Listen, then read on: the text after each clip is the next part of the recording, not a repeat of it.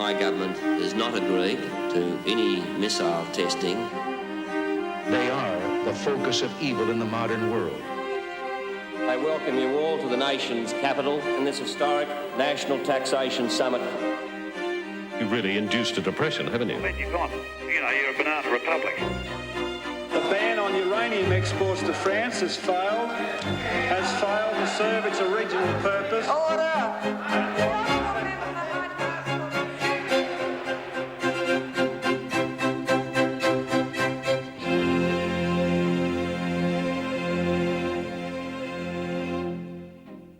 I simply want to say that the contribution that Paul Keating has made to lifting the level of community debate both before and at this summit has been without parallel and without equal.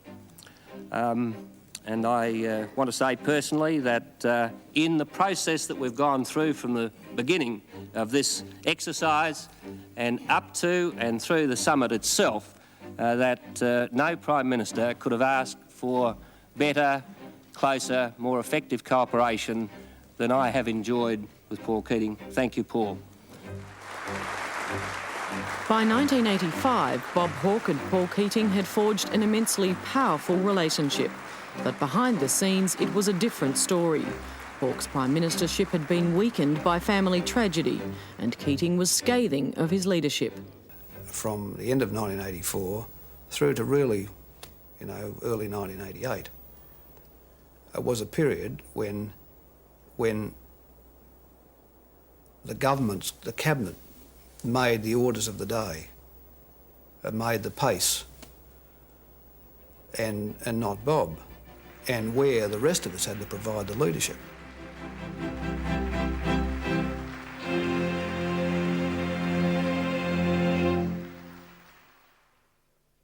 I was very peeved about the tax summit idea because I could think of nothing worse than making tax policy in public.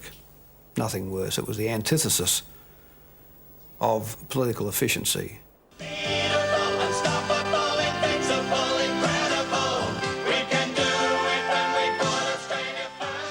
It was during the 1984 election campaign that Bob Hawke gave an off-the-cuff commitment to tax reform. Instead of putting a policy, he announced a summit. While in a sense it may have appeared to have a sort of knee-jerk reaction to something that happened on a particular program during an election, and there was a sense of that, it still reflected my basic philosophy about how it made sense to go about making fundamental changes. We were stuck with that because of the lack of discipline which had been displayed by Bob in that time during the campaign period. That is, it was suggested to him and he picked it up. So we were stuck with it.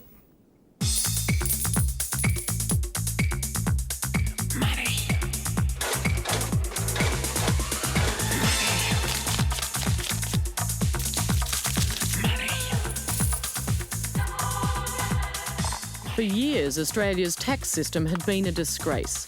The main burden fell on ordinary workers, while the rich sank their tax to the bottom of the harbour. In Canberra, the ramshackle tax system had constantly frustrated Treasury officials. Now their big chance for reform had come. They worked night and day preparing options for Keating to study over Christmas 1984. The reform Treasury most wanted was dynamite, a huge new consumption tax. It was audacious in its breadth and depth, because you must remember this wasn't simply a massive consumption tax reform exercise, it was also a massive income tax reform exercise. And as such, by far the biggest single reform that we'd had in the history of the Federation. The bureaucracy was telling us that the Liberals had left the direct side tax system in a state of hemorrhage, that it was almost beyond repair, and that we would be better to try and collect income by expenditure, as the Europeans had done. And that's essentially where I think the consumption tax idea came from. Keating poured through the options and became committed to a tax the Labor Party had always opposed.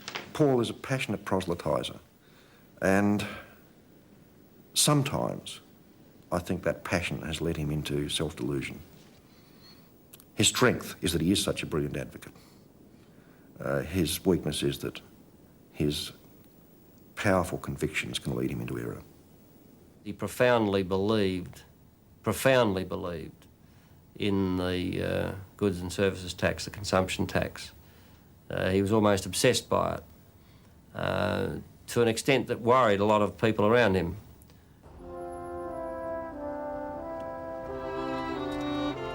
We decided jointly to proceed with it in January of 1985. And his office and my office met at the Lodge with the relevant officers from the Prime Minister's Department and the Treasury. They actually were a bureaucratic group. They produced a piece of paper between them. It was a joint effort. Hawke was cautiously in favour, but that was an attitude which was to be repeated continually. There would be cautious support, followed by some backsliding, followed by support.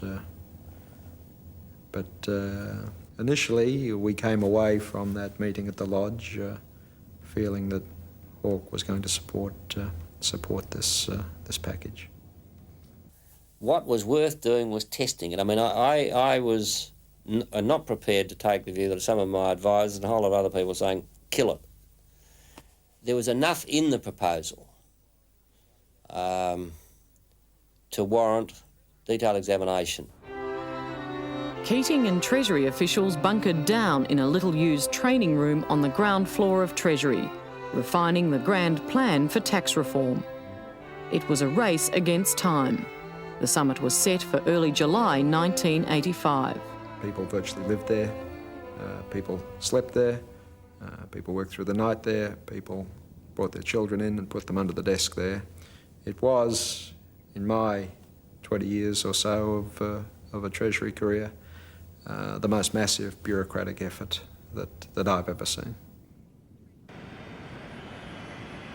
While Keating and Treasury were fully immersed in tax reform, Hawke pursued his own passion. He took off overseas. By early 1985, he had already visited 17 countries. It was a time when fears of nuclear holocaust and East-West bitterness dominated world politics. I've signed legislation that will outlaw Russia forever. We begin bombing in 5 minutes.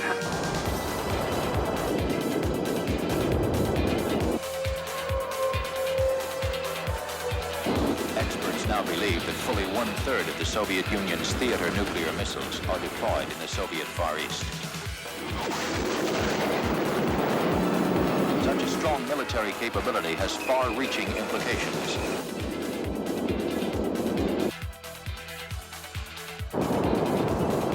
They are the focus of evil in the modern world. Hawke's trip blew up in his face over one of the most deadly missiles in the US arsenal, the MX. President Reagan has dubbed the MX missile the Peacemaker. It's the most fearsome nuclear missile yet produced, armed with 10 nuclear warheads.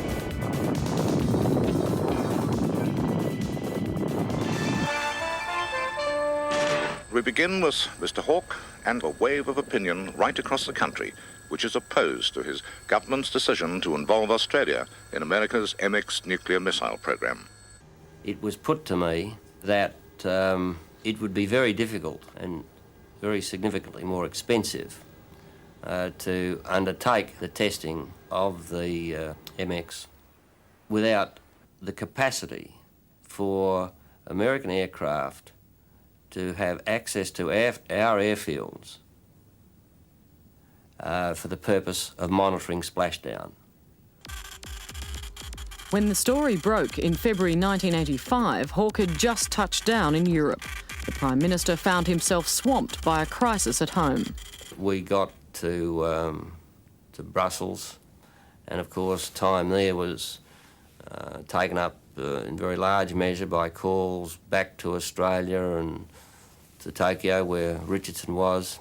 I mean, everyone was trying to get hold of me to tell me that disasters were occurring. I can remember Beasley ringing me. There were all sorts of people very worried at the time. There was a general conveying that things were a bit unhappy and one might say tempestuous in the caucus.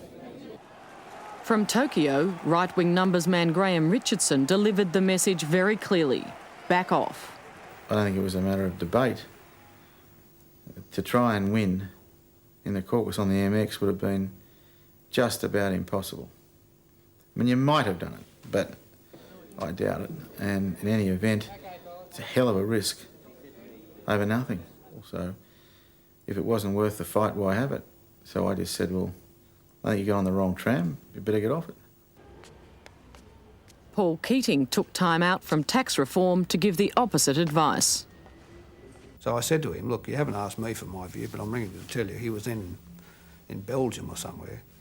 He'd spoken to everyone else but not me, but because he knew what I'd say, I suppose. And I said to him, look, you know, for what it's worth, I think you should agree to go along and test this thing and get it out of the way. Of course, I took virtually no notice of this because really Paul Keating was not across foreign affairs.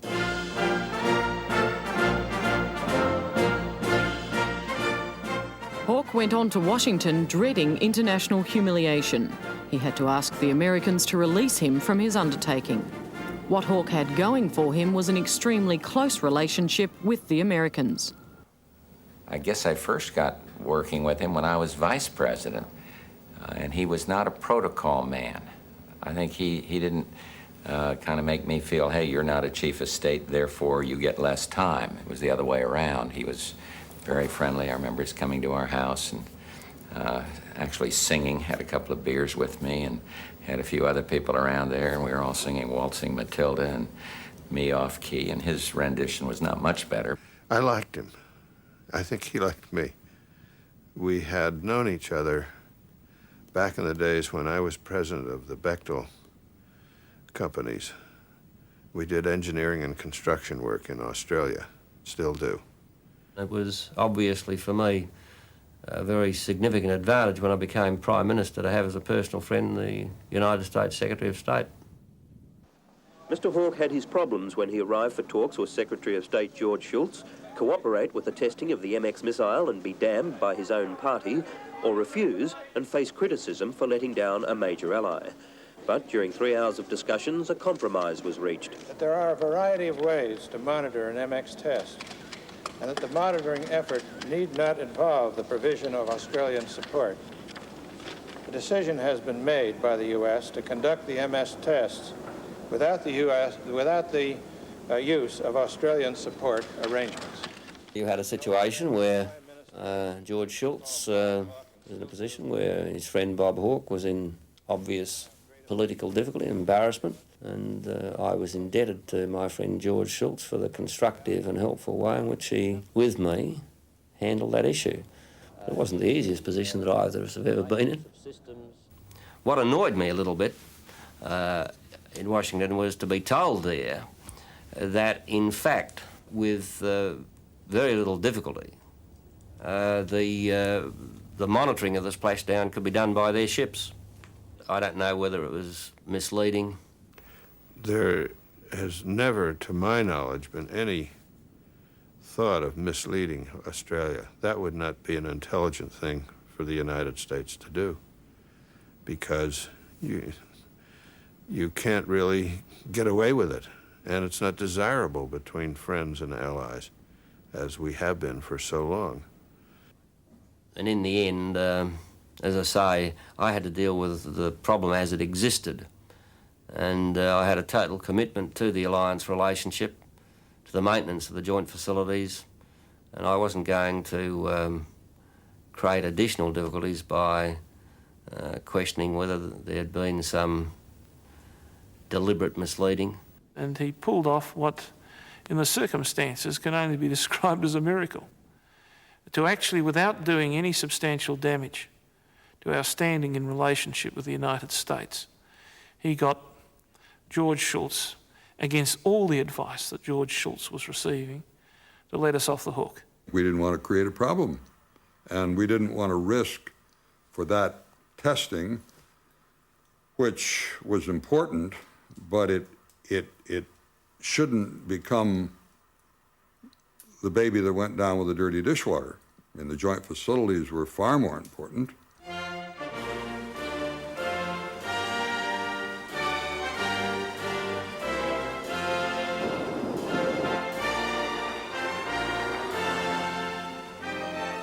The US bases or joint facilities in Australia were always the real issue for Washington and Canberra.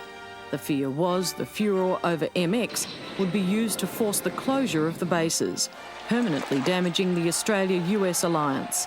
Resolving MX was crucial to saving the joint facilities.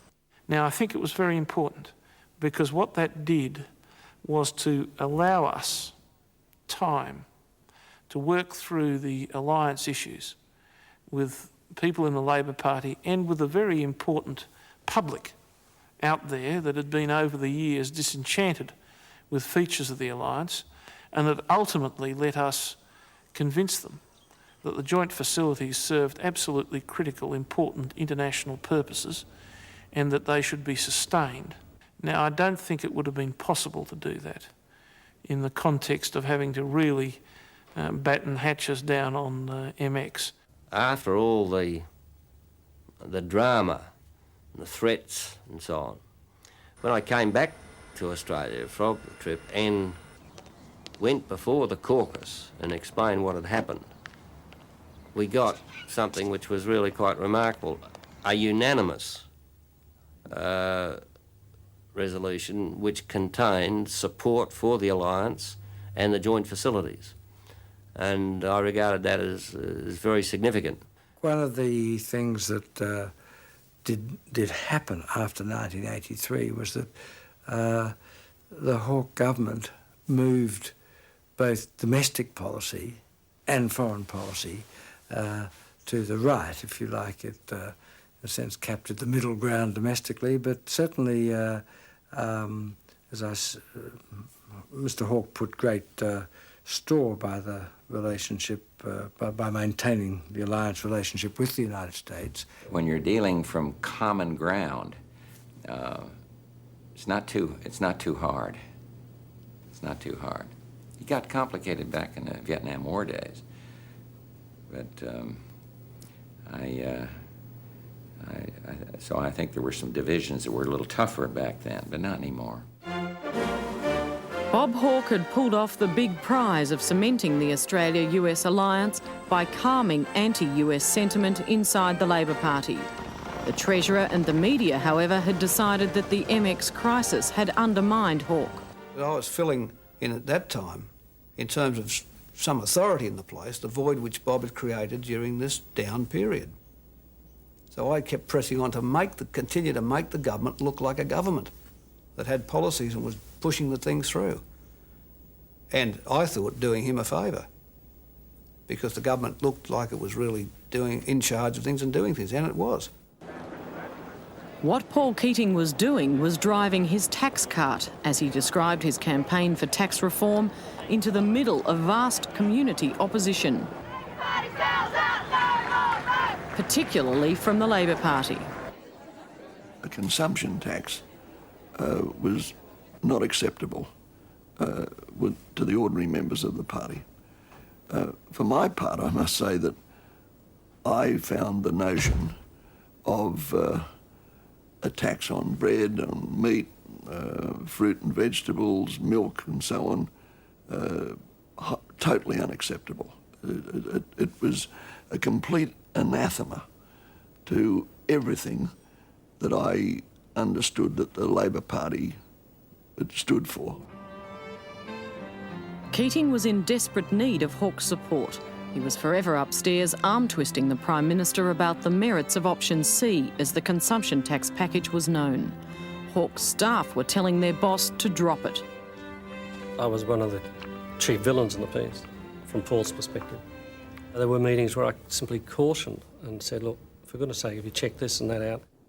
So there was this vacillation, on again, off again. We'd have a meeting, it would be decided, and then 2 weeks later, it would be all off.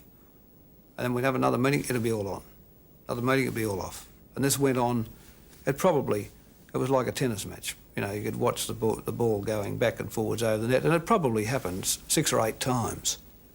You'd go in there and you'd played the grand final and you'd got him on board, only to find out, no, we've got to go back next Saturday and play the grand final again. Bob, those documents have just arrived by courier. Not now, Paul. It's the X-rays of your spine, Bob. Well, why didn't you say so? Shut the door. I knew it, Paul. Nothing wrong with my backbone, no matter what Senator Walsh says. Isn't the human body wonderful? Release them to the press, will you?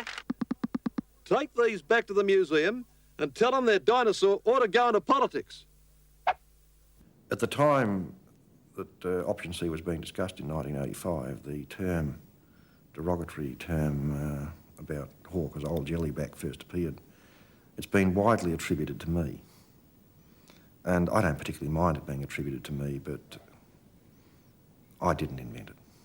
The term jellyback has been used to describe a view of Hawke, and indeed Keating wasn't averse to using that way before Peter Walsh ever came on the scene and used it. And as near as I can be certain, it was Peter Walsh's phrase.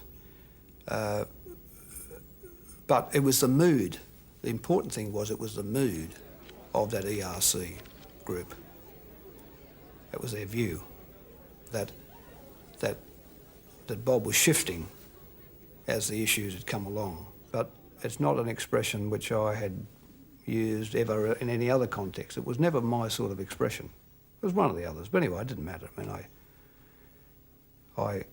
Hawke's staff at the time fitted me up with it. The then Manchu Court, as I called them. Yes, I got a lot of reports back of shit that was being spread. But I think people will tell you that throughout my life I've tended to be able to let that sort of thing go. Bob Hawke was very much preoccupied with non-party issues. He'd had the difficulties with his daughter, particularly. That created a lot of tension between Keating and Hawke. I think at the time Keating didn't fully understand the pressures Hawke was under. I've acknowledged myself the fact that in the latter part of '84 and into the period covering the question of what we would do about a consumption tax or not, that I had other pressures on my mind, but that didn't prevent me in regard to that issue of being able to make, I think, appropriate judgments.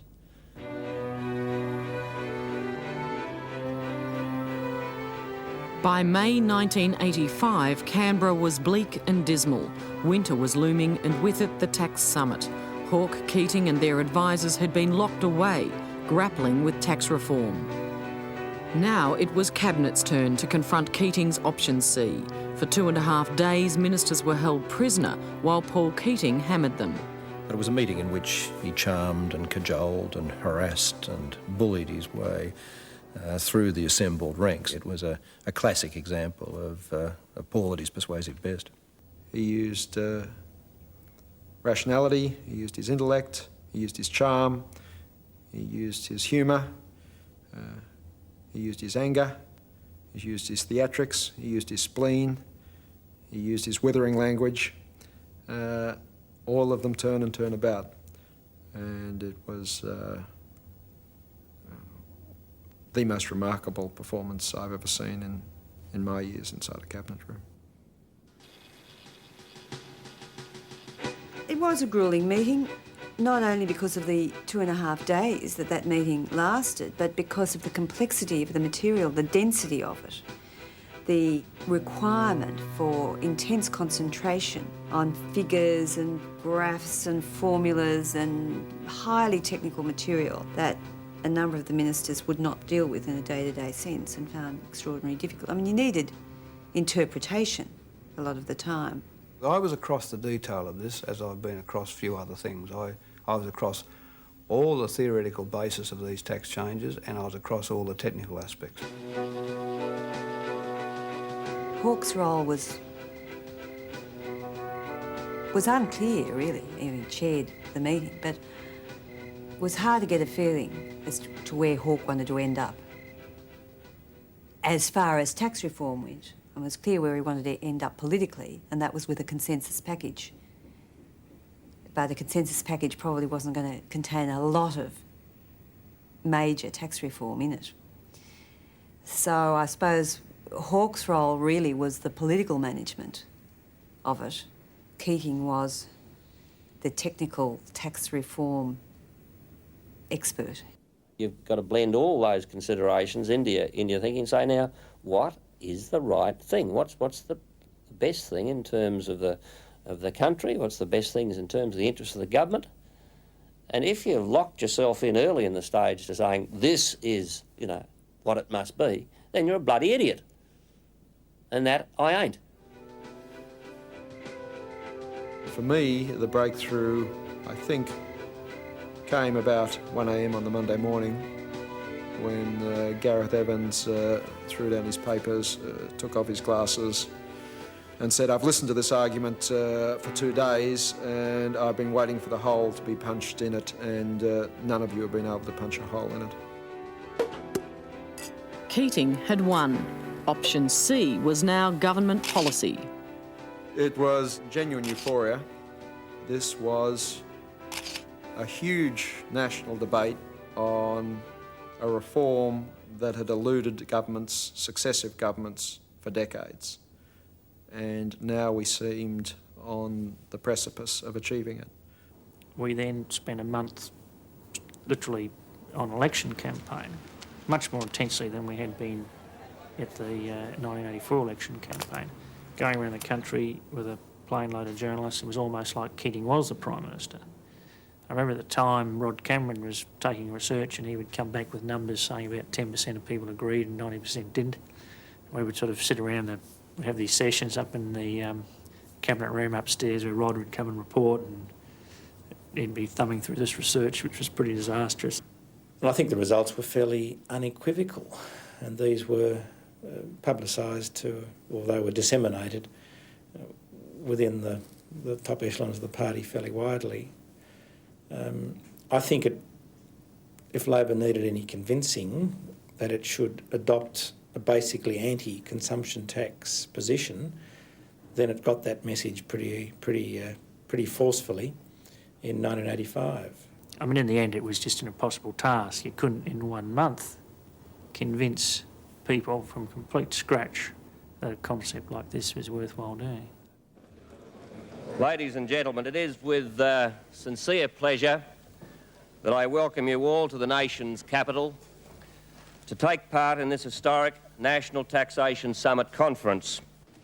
By the time of the summit, opposition was total. I'm deeply concerned by the proposal to extend the broad-based consumption tax to food. The Business Council does not support approaches A, B or C. We've heard a lot recently about Mr. Keating's so-called tax reform cart, and I think that's a very appropriate phrase because he has put the cart before the horse. Farmers were here to fight fuel costs, capital gains tax, the consumption tax. We will do all that is within our power to reduce the impact of costs upon you, and particularly in the fuel area. Now, my friends, I can understand.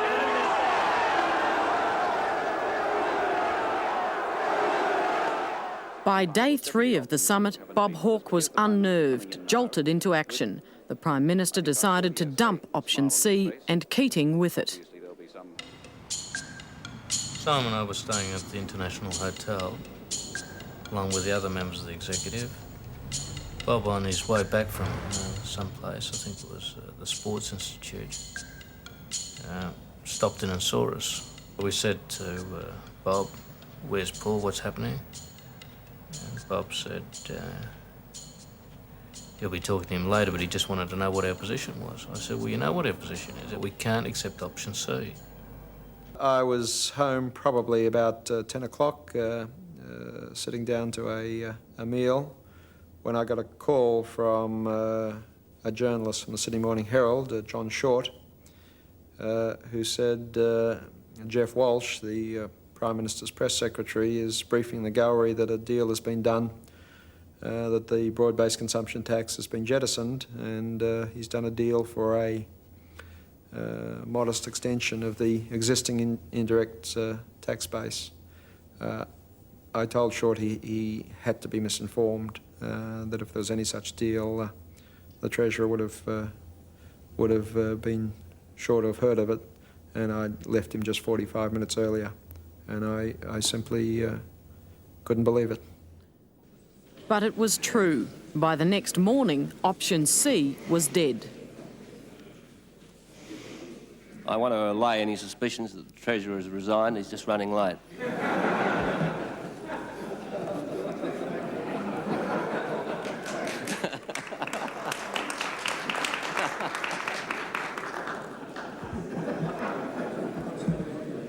Paul, I just told them I wanted to allay any suspicions that you'd resigned. You were just running late. Ladies and gentlemen, it is not possible to say that there is broad community support for what was put as the preferred government option. We acknowledge that. It's a bit like Ben Hur's. We've crossed the line with one wheel off. At a press conference afterwards, Keating was gracious in defeat, concealing intense bitterness.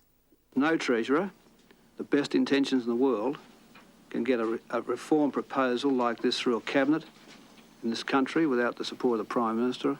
I'm pleased to say, in the time I've been Treasurer, that support has been unqualified, and I appreciate it very much, and I'd like to take this public opportunity in front of you people who've written so much about our relations and this issue, just to say that support's always been there and I've always appreciated it. I did say things which were kind to Bob at that time, even though he had abandoned me, because there was no point in me trying to beat up on him in the state he was in the mood he was in.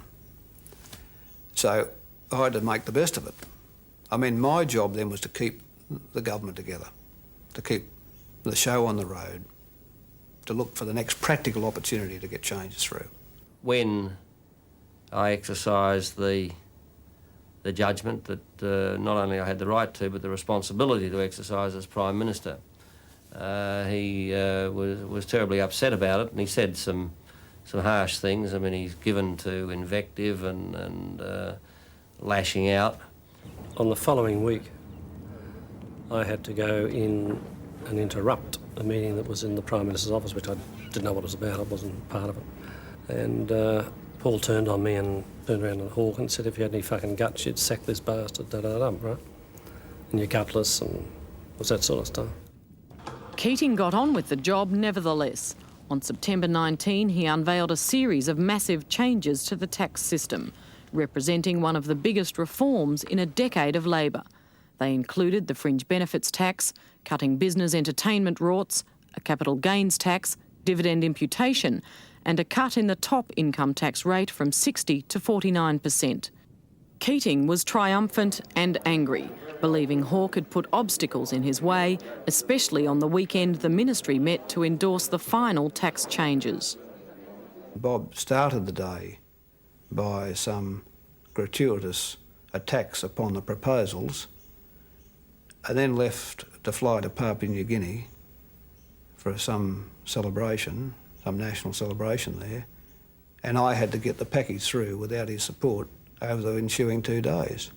The Keating analysis is a pathetic rewriting of history. The fact is, of course, that after the summit, I encouraged the Treasurer to go ahead with the alternative approaches, and not only gave him my personal encouragement, but ensured that all the resources of my department and my economists were available and involved.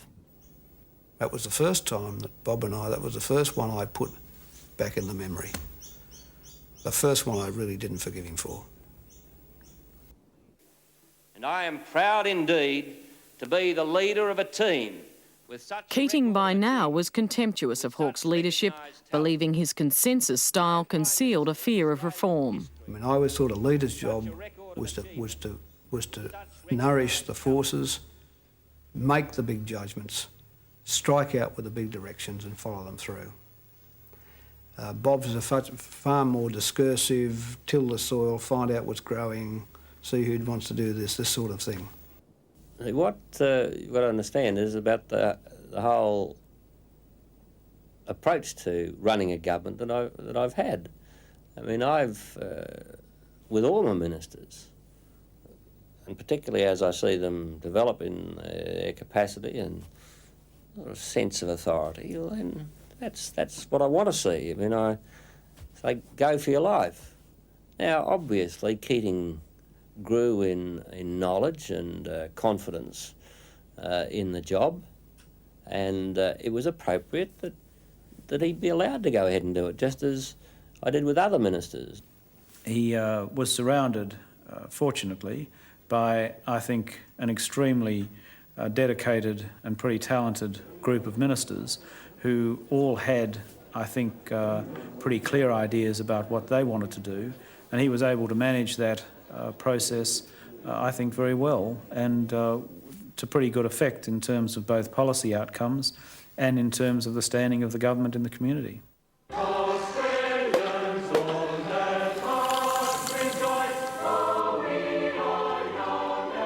In early 1986, Australians thought the good life would go on forever.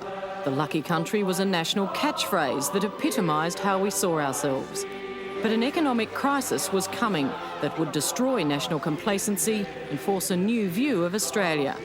Australia had to face up to being poorer. No longer would the old Hawke style of popular consensus be enough. A new, tougher style of government would be needed. Fortitude, consistent Churchillian spirit is not one of Hawke's strong attributes. He's got many attributes, but that's not one of them, taking a consistent, unpopular position. The politics of optimism was very much his strong hand, and he ran with that from 83 through 85.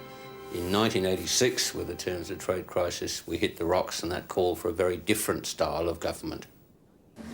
It came to a head on May 13th, 1986, in a strange little ritual performed on the dot of 11:30. At the third stroke, it will be 11:30 precisely.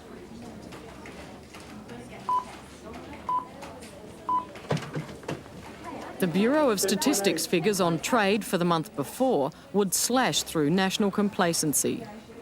When I saw the April balance of payments figure, my reaction was, we're stuffed.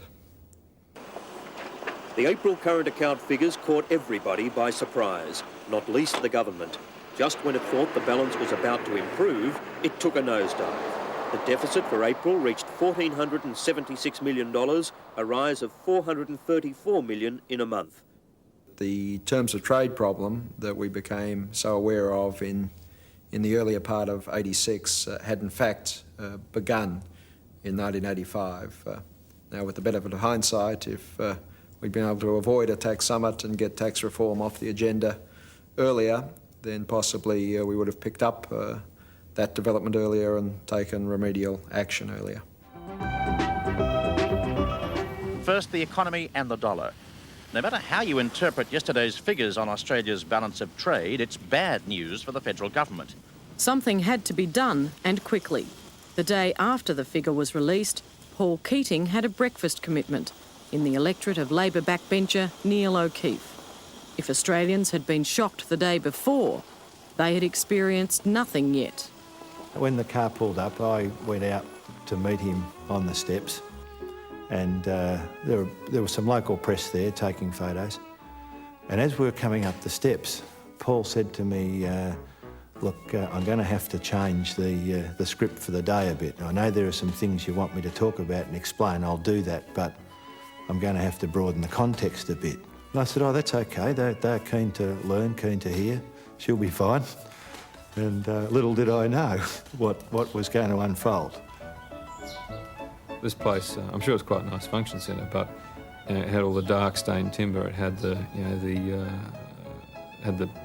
dark maroon velvet curtains. It had the maroon flock wallpaper. It had the very, very heavy sort of sombreness of those sort of mock furnishings are supposed to imply.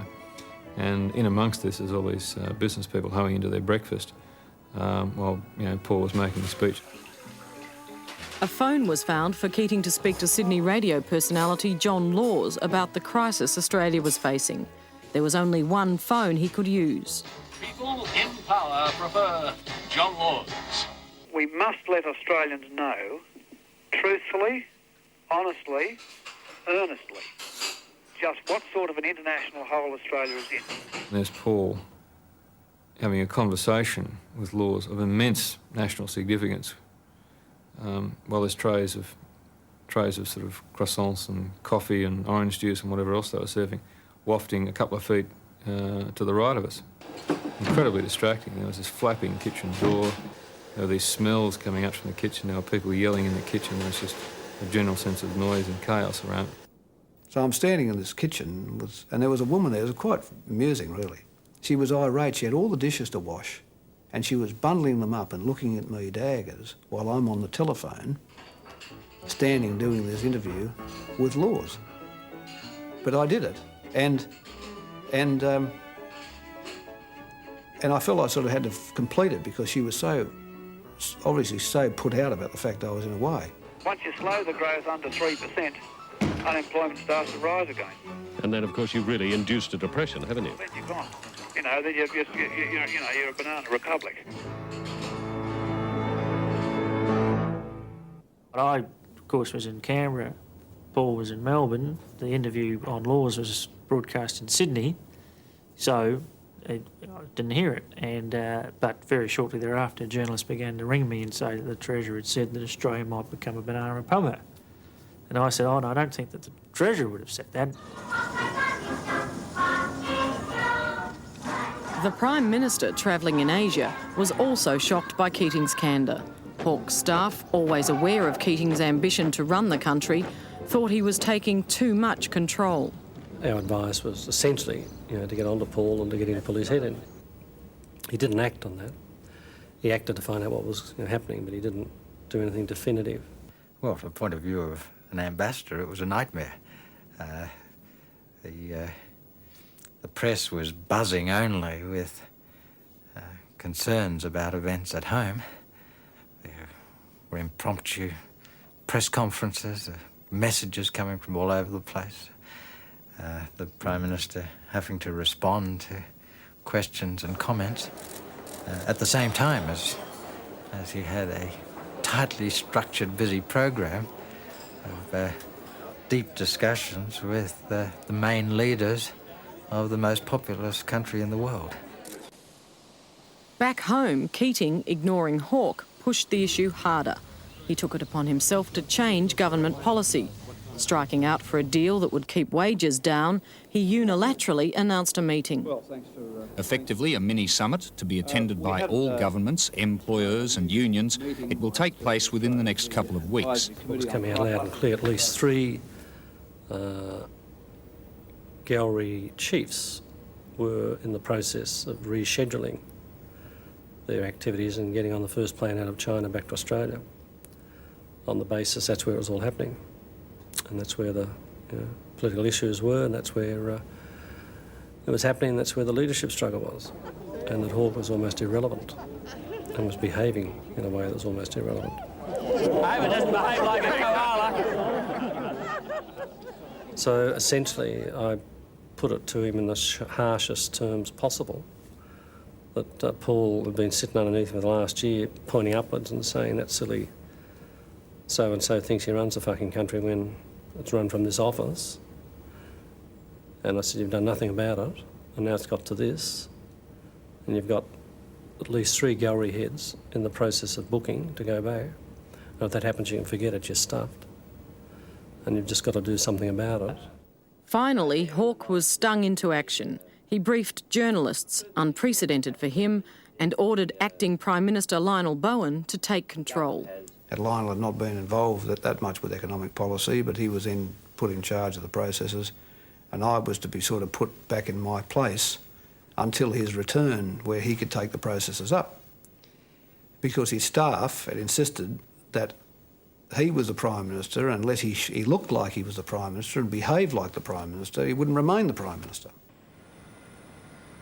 Hawke could live with the Banana Republic outburst, but not what followed. I didn't think that the statement was an attempt to hijack policy, although in the week that followed, with the statements and suggestions about a mini-summit that was going to be held, I wasn't too happy about the way that was done without consultation.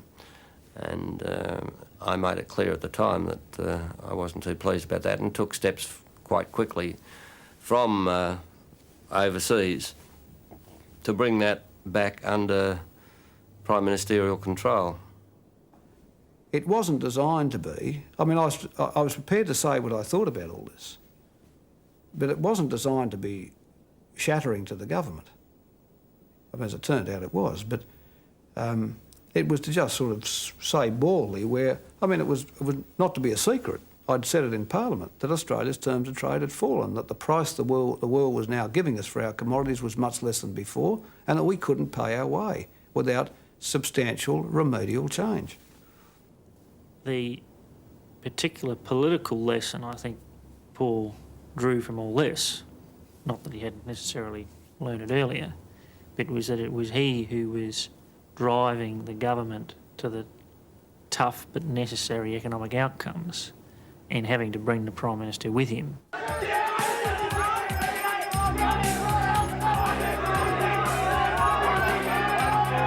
The financial markets were despairing.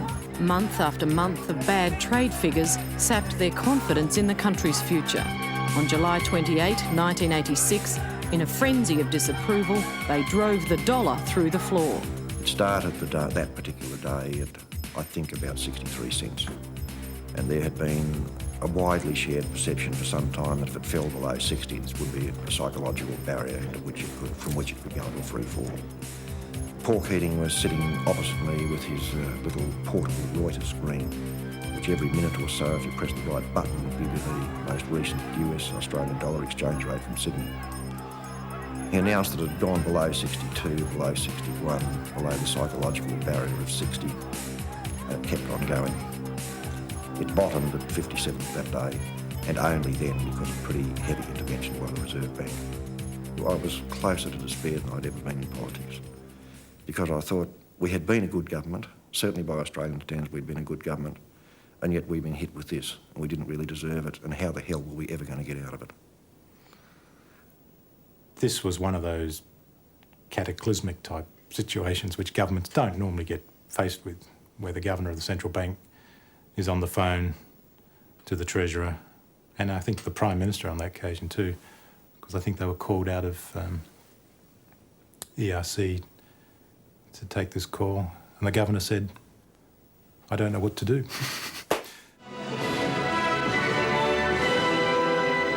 But how to tell those bronze dockers with their beach houses and barbies and cold tinnies and yachts that the good life is over? Australia was living beyond its means. The government had to slash its spending. The 1986 budget had already been closed off for the year. We therefore took the unprecedented step of stopping the printing presses on the budget and going into the Prime Minister's office, the Treasurer, the Prime Minister, and a few advisors, and without the benefit of any papers or cabinet submissions or cabinet memorandum, sitting round knowing that we had to turn the presses on again, get these changes and turn them on again if we were going to have the budget on the normal cycle, and carve an extra couple of billion out of that budget deficit. The Cabinet group charged with the task, the Expenditure Review Committee, was about to cut the budget with a severity rarely seen before in Australia. In 2 weeks, they took $1.5 billion off the deficit. The decision was radical. It was also tough for the party. I mean, we had a party which had been brought up on the basis of government doing things by way of public expenditure in the areas of social welfare, education, and so on. And to be faced with the reality that we were not going to be having overall real increases caused a lot of heartburning for the party. And I used to feel, particularly at the Expenditure Review Committee, almost physical blows as these episodes went on. I've never been in such a aggressive environment to this day. Never. The sense of crisis meant nothing was sacred. Flying in the face of Labor policy, the government lifted a ban on uranium sales to France for a paltry saving of $70 million. The idea came from John Dawkins. Well, we were sitting here in this room with the economy falling to bits around us, so it meant that a lot of issues which we, under normal circumstances, may not have contemplated, we just had to consider anything. And in the dying days of that budget, when we believed that we hadn't quite gone far enough, some previously unthinkable things became thinkable. The Honourable the Treasurer. Madam Speaker, I present the Appropriation Bill number 1, 1986-87. Madam Speaker, over the past year, the factors which determine Australia's national prosperity have changed dramatically. The strong economic growth and the huge employment growth of the last 3 years have been slowed due to the sudden collapse of our export earnings. The ban on uranium exports to France has failed to serve its original purpose. Order! And the honourable member will resume his order. The point that the sale of uranium to France is not the The honourable member for Hyde Marshall will resume his seat.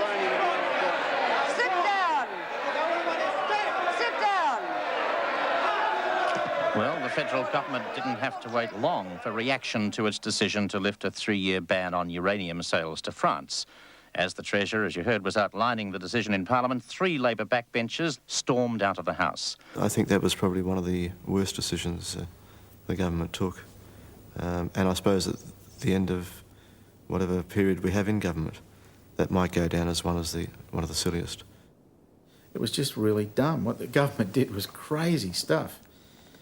And, I mean, you couldn't have them rolled. You couldn't have... Because it's the Prime Minister that gets rolled when you roll a cabinet. It's not whatever minister might have suggested at an ERC meeting. That minister's not getting rolled. It's the Prime Minister, and you can't do that. But it was just so stupid that I didn't take great pride in my work, as they say. But one does what one has to do. The strong men of Labor had to put down a caucus revolt, which could have led to the defeat of part of the budget. It became very clear to a lot of people that I certainly wasn't going to support the sale of uranium to France. And there was a lot of discussion around the corridors and in people's offices and generally. And as it turned out, I received a summons to attend the Minister's office, friendly summons, I might add. And it was there put to me in no uncertain terms that my vote was expected to support the government's position on the sale, and if that wasn't to be the case, then perhaps my pre-selection mightn't be as safe as it would otherwise have been. So it was put to me in short 4-letter words, fairly tight language, that my straying from the fold was just not on. The base Labor vote was starting to decline in the mid-80s. It wasn't helped by decisions like selling uranium to France, but looking at it from a wider perspective, the real reason for the decline in the base Labor vote was simply longevity of government and the economically correct, or so the government saw, decision to keep a peg on real wage growth. I mean, ordinary wage and salary earners were not benefiting out of a Labor government. It was the workers who were to bear the brunt of the 1986 collapse of the dollar. Instead of wages automatically rising with inflation, the government put pressure on the unions to accept real wage cuts. Full wage indexation had been basically an article of faith amongst a lot of Labor Party people, and certainly amongst the unions in the late 70s and the 80s. And somehow or other, this was no longer consistent with making the economy work. There had to be real wage cuts. Kelty was very, very important in that. It was a difficult task because people had said that once you move away from indexation, then inexorably it will lead to a reduction in living standards. The government and unions were forced towards the conservative ideal of a decentralised wages system. Workers' pay would be tied partly to productivity. It was an historic step which didn't bring cheers from the factory floor. In my view, the decision is a bastard of a decision. I've said umpteen times, and including recently, that that's not an act you can pull twice. And if we have a big collapse in the dollar right now, God help us in terms of pulling another little trick like that. Bob Hawke is scabbed. That was the message I gave him. He's scabbed on the Labor Party, the working class. The government was at a dangerously low ebb by the end of 1986. The electorate had become angry and an election was due the following year. The Labor Party was face to face with its nightmare of short-term government. We're not used to winning. We weren't. And that's one thing Hawke changed for the Labor Party, I hope forever. We always thought we were going to lose, so we were turning around thinking, gee, this might be another occasion where that happens. Every caucus meeting, Hawke would stand up in his address to them, affirm the fact that we're going to win the next election. At first this was greeted with a degree of silence, then a degree of sarcasm. So there tended to be this relapse into the, here we go, we've had our time, we've done good things, but now inevitably we go into opposition again. Hawke maintained his faith in his ability to win elections. Out of the wilderness, he found a new source of votes. The environment would save Hawke and his government, but it would provoke the government's biggest and longest-running feud.